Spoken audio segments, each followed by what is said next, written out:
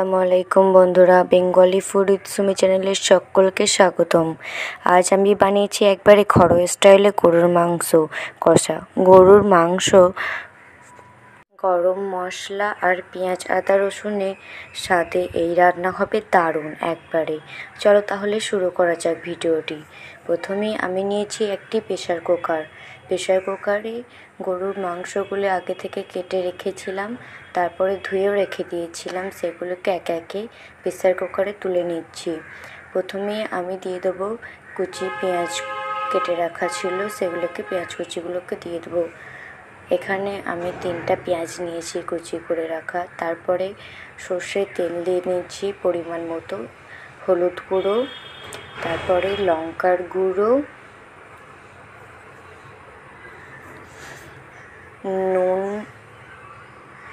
নুনটা নিজেরা প্রথমে অল্প দেবে, তারপর দেখি স্বাদ মতো দেবে, নয়তো বেশি হয়ে গেলে খেতে ভালো লাগবে না। তারপরে পরিমাণ মতো আদা রসুন বেটে রাখা আগে থেকেই ছিল সেটা দিয়ে দিয়েছি।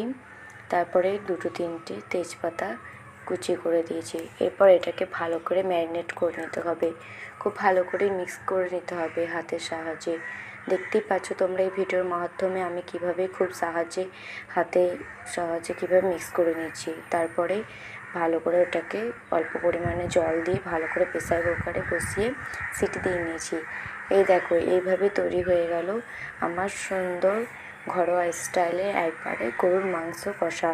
এইভাবে একবার বানিয়ে দেখুন বাড়িতে, আপনারা অবশ্যই খুব সুন্দর হবে খেতে।